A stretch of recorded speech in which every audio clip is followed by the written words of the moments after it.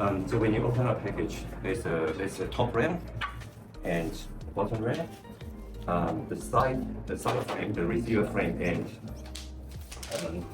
the handle and cassette. The receiver frame and handle and cassette is together. It's two cords. Okay. The two cords are all at the top.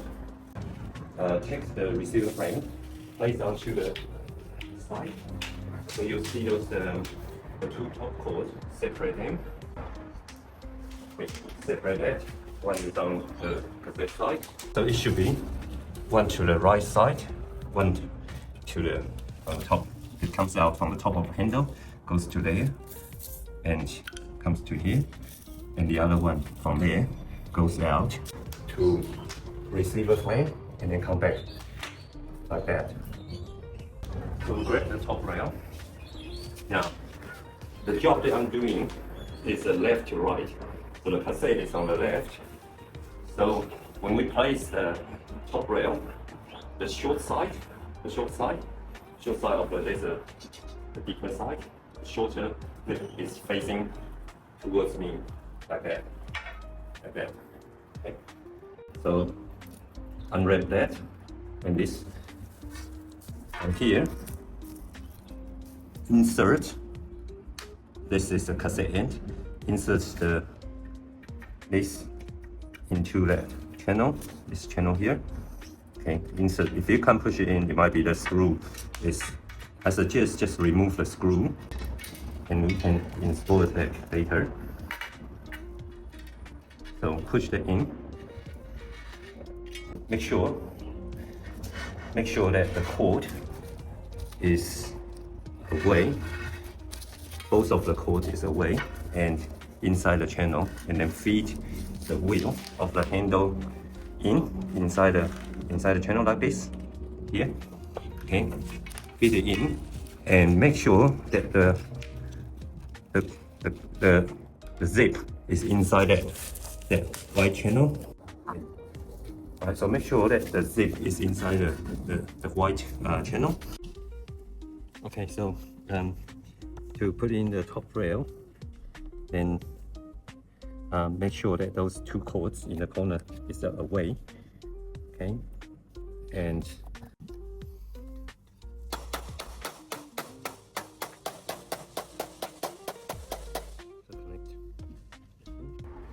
okay, for the bottom track, it's the same. So the short side is facing towards that. The long side is at the back, so this is the front. So left and right. Okay, so always that channel is to the front. In the short side, all you got to do is pull out the handle a little bit, and then feed that. You can pull that out and feed the white piece through the zip first, then push the bottom rail in. Just make sure that the cord is over the top. Yeah, from here, just make sure that the cord is not catch underneath, so just on the top. Then you can tap the bottom rail in. Okay, so just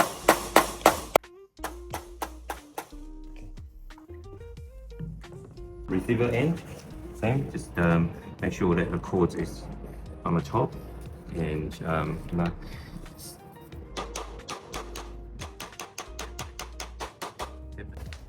remove this. I would suggest that you can actually remove that screw first. We can install it back later, and just carefully let this thing at the back doesn't fall out. Just make sure that you put it in there like that, and then cords there.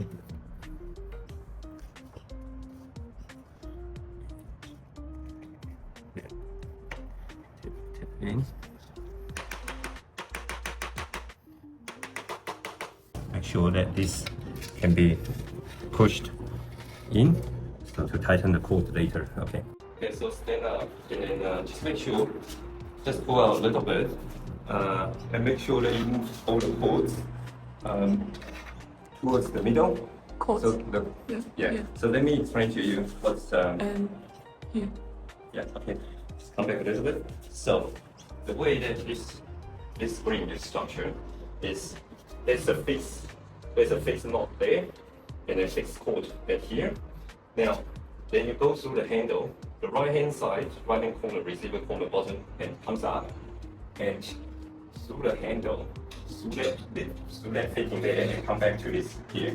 So that is this end, and then that fixed cord comes through the handle, through that fitting, and comes to here.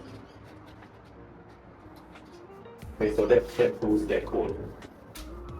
That cord there. There's that fitting on top. It's two screws that you removed before. Now you can put that back into that fitting.